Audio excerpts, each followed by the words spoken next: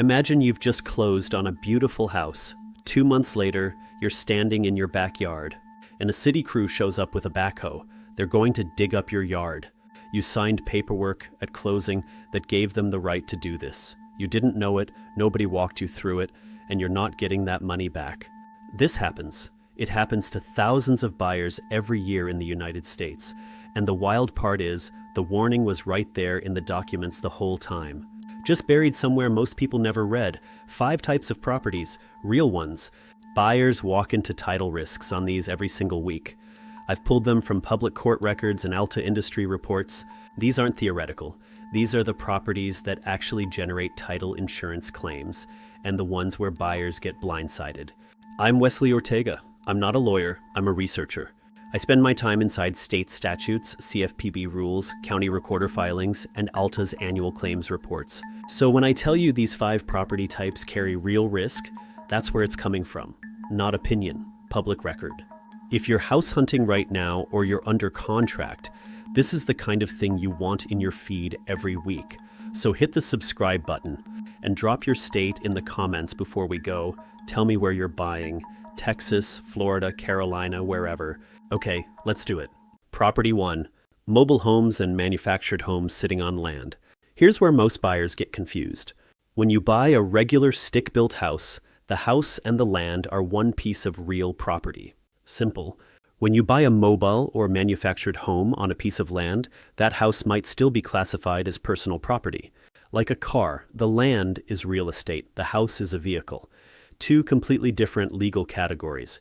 In most states, to convert a manufactured home from personal property to real property, the owner has to file something called an affidavit of affixation with the county and cancel the certificate of title with the state motor vehicle department. If the previous owner never did that, and a lot of them never did, the home you just bought is not legally part of the land your title insurance covers. Your policy insures the dirt. The house might still have an active loan against it from a lender 10 years ago. There are buyers in Florida and Texas who found this out after closing. So before you make an offer on any manufactured home, you ask the seller for 2 pieces of paper: the recorded affidavit of affixation and the canceled certificate of title. If they can't produce both, that's not a small thing. That's a deal point. Property 2, anything with a quitclaim deed in the chain of title. This one is sneaky because the current sale looks totally clean. You're not signing a quitclaim, you're getting a normal warranty deed. The problem is, whatever happened in the chain before you. A quitclaim is a deed where the seller transfers whatever interest they have in the property. Could be everything, could be nothing. Quitclaims show up most often in divorces, family transfers, and informal probate situations. Grandma quitclaims to her son. Son sells to a flipper. Flipper sells to you. And somewhere in that chain, there's potentially an ex-spouse, a cousin, an unknown heir who can still claim a partial interest in the property years later. This is not me being paranoid. ALTA's standard owner's policy has an exclusion for unknown defects arising from quitclaim transfers earlier in the chain. They put that exclusion in there because they don't want to pay these claims. So when one surfaces, you're on your own. What you do is pull the chain of title from the county recorder's office. It's public. You walk in, you ask, they hand you the documents. Most counties also let you do it online. If you see a quitclaim sitting 2 or 3 transactions back, you ask your title company to either issue extended coverage that specifically insures that transfer or to get an indemnity bond from the seller. If they refuse to do either one, that property has a title problem that nobody is solving. You're just choosing to inherit it. Property 3. Anything inside an HOA with thin reserves. People underestimate this one. HOA debt follows the property, not the owner. If the previous owner didn't pay their dues, you inherit the debt.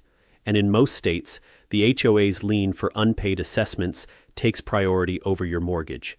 In Florida, Nevada, Arizona, and Colorado, the HOA can have what's called super lien status, which means their lien can wipe out the first mortgage in a foreclosure. The lender knows this. The buyer almost never does. The bigger trap isn't the existing debt. That shows up on the closing statement and gets paid. The bigger trap is the special assessment authority. Every HOA has the power to vote tomorrow to charge every homeowner $10, $20, sometimes $50,000 to fix a roof, replace an elevator, or settle a lawsuit. And you, as the new owner, are on the hook for that the moment you close. The way to check this before you buy is you demand 3 documents from the seller: the HOA's current financial statement, the most recent reserve study, and the board meeting minutes from the last 6 months. The reserve study tells you whether the HOA has enough money saved up for predictable maintenance. If their reserves are below 20% of the recommended threshold, the math says a special assessment is coming within 3 years. That's not me guessing. That's how the funding works. Property 4. Anything with a shared driveway, shared well, or shared septic. Anything you share with a neighbor is something you might fight with them about. A shared driveway sounds romantic until your neighbor parks his work truck in the middle of it for 3 months. A shared well sounds efficient until the pump fails and the neighbor refuses to split the $4,000 replacement cost. A shared septic sounds rural until the drain field needs replacement, and the easement allowing you to access your half is written ambiguously. These shared systems are governed by recorded easement agreements, usually drafted decades ago, often vague, almost never updated. Title insurance confirms the easement exists. It does not cover disputes, repairs, or upgrades. None of that. Before you close on anything with a shared system, you do 3 things. You pull the recorded easement agreement and you read it yourself, not the summary, the actual document.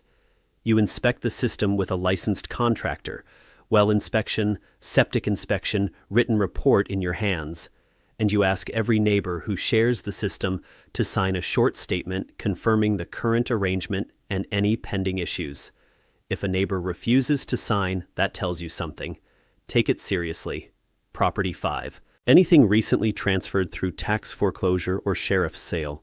When a property goes through tax foreclosure or a sheriff's sale, the previous owner loses their interest, but the procedure has to be followed exactly.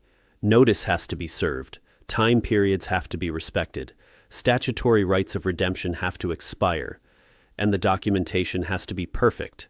When any of that goes wrong, and it goes wrong often, the previous owner can come back years later and challenge the title. There are cases in Michigan and Georgia where buyers held a tax sale property for 3 or 4 years, then got sued by a previous owner who claimed they were never properly notified. The buyers won some of these cases. They lost some too. Either way, they spent $20,000, $30,000, $50,000 in legal fees defending a title they thought was clean. What you do is you ask your title company for the foreclosure or tax sale documentation. Then you check the statutory right of redemption window in your state. In some states, it's 6 months. In some, it's 2 years. If you're buying a property that went through one of these procedures, you want to make sure that window has fully expired before you close, and you want your title insurance policy to specifically insure against challenges to the foreclosure procedure. Most standard policies do not. You have to ask for the extended coverage. So those are the 5.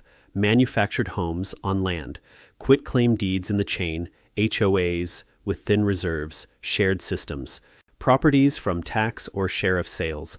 None of these properties are automatic deal breakers. Plenty of buyers own properties in every one of these categories and never have a problem. But the title risk is real and documented, and the way you handle it is by checking specific documents before you sign anything. Next week, I'm going inside the title commitment itself, Schedule B2 specifically, the section of your closing paperwork that lists everything the title company is not going to insure against. The fine print most buyers never read. Subscribe so you don't miss it, drop your state in the comments, and I'll see you next week.